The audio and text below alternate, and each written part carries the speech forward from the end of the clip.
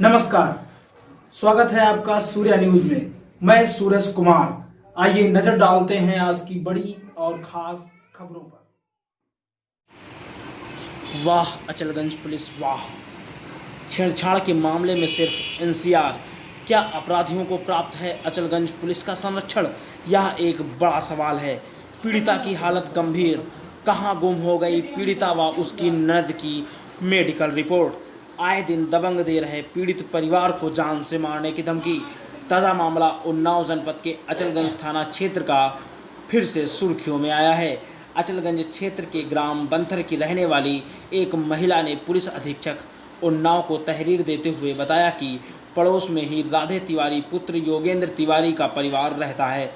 दिनांक 14 जून 2020 समय लगभग 2:30 पर जब पीड़िता घर के बाहरी कमरे में बैठी थी, उसी समय प्रार्थनी को अकेले देखकर गांव का एक मनचला युवक जिसका नाम राधे तिवारी कमरे के अंदर घुस आया तथा पीड़िता के साथ जबरदस्ती करने लगा तथा बलात्कार करने की कोशिश करने लगा।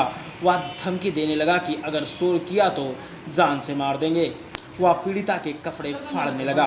जब पीड़िता ने इसका विरोध किया तो राधे ने पीड़िता के सीने पर जोरदार घूंसे से प्रहार कर दिया, जिसमें पीड़िता को चक्कर आने के कारण जमीन पर गिर गई और शोर सुनकर घर में मौजूद पीड़िता की भाभी ने कमरे में आकर राधे तिवारी को भगाने का प्रयास किया तो राधे ने पीड़िता की भाभी के साथ भी मारपीट की तथा नाक पर तेजी से प्रहार कर दिया, जिससे पीड़िता की भाभी की नाक से खून निकलने लगा तथा वह भी बेहोश होकर गिर गई।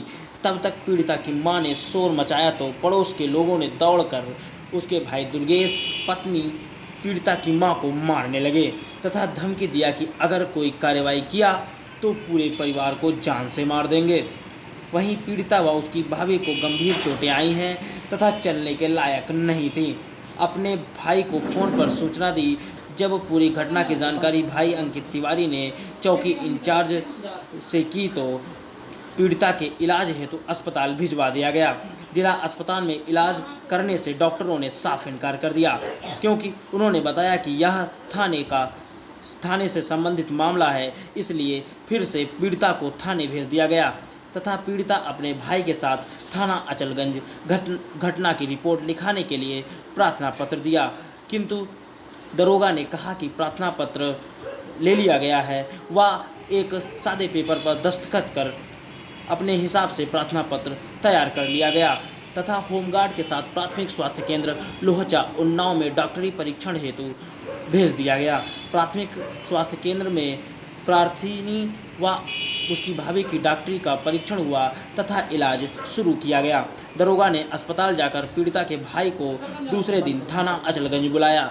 जब पीड़िता का भाई थाने गया तो उसे एनसीआर की नकल दे दिया, जिसमें पीड़िता के साथ हुई घटना की कोई जिक्र नहीं थी और न ही पीड़िता की तहरीर के आधार पर रिपोर्ट लिखी गई थी। इसे दरोगा ने खुद लिखवाया था। यह रिपोर्ट ना पढ़कर ना सुनाई गई, ना ही इसको पढ़ने दिया गया। बने रहें सूर्या न्यूज़ के साथ। जिंदाबाद। किस ग्राम की निवासी है आप? बंथर के। क्या घटना घटी है आपके साथ?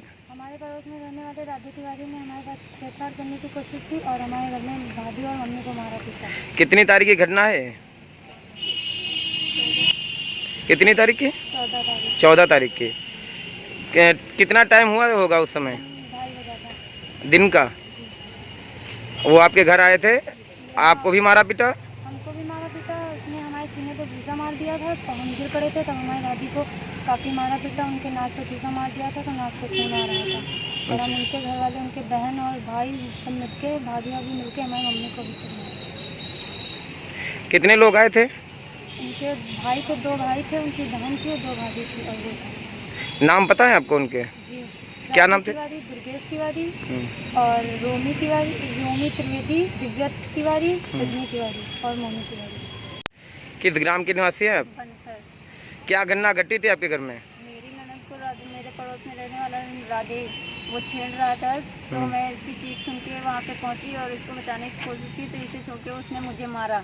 और जब मुझे मारा, मुझे पहले लातों से मारा, उसके बाद मेरे सीने पे घूंसा मारा और फिर मेरी नाक पे मार दिया घूंसा और मुझे ब्लड आने लगा। मैं बेहोश हो गई। उसके बाद जब मेरी सास आई तो मतलब उनके घर वाले आके उनकी भाभियाँ और उसके भाई ने और आके उनको भी मारा। फिर जब पड़ोस वाले इकट्ठे हुए तो वो छोड़ के भाग निकले वहाँ से। आपने इसकी शिकायत कहीं की है? मैंने इसकी शिकायत अपने यहाँ बदरका चौकी में दी तय, तो मुझे दिलासा दिया गया कि आपको इलाज की सख्त ज़रूरत है, आप इलाज के लिए उन्नाव मतलब अस्पताल जाइए। और मैं देख रहा हूँ, मैं अपनी कार्रवाई कर रहा हूँ, लेकिन कोई कार्रवाई नहीं हुई। वहाँ से उन्नाव है तो उन्नाव में मुझे कहा गया पुलिस केस है, आप यहाँ से थाने जाइए। मैं थाने गई, थाने में तहरीर मैंने दिया और उसके बाद कोई कार्रवाई नहीं हुई आज तक। आज तीसरा रोज़ है, मैं दौड़ रही हूँ और उन लोगों ने मुझे जान से मारने की अब भी धमकी दी है। मैं अपने घर नहीं जा पा रही हूँ और घर में मेरे वृद्ध पापा हैं, उनको भी जान से मारने की धमकी दी जा रही है। तो इसमें क्या करें? कोई तहरीर मेरी हर जगह तहरीर मैंने दी है, लेकिन कोई कार्रवाई नहीं हो रही है। अभी तक पुलिस की तरफ से कोई कार्रवाई नहीं हुई? कोई कार्रवाई नहीं हुई। अगर आपको यह खबर पसंद आई हो तो इसे अपने दोस्तों के साथ शेयर करें तथा लाइक करें व चैनल को सब्सक्राइब करना ना भूलें। साथ ही बेल आइकन यानी घंटे को प्रेस करें, जिससे आपको खबरों की अपडेट सबसे पहले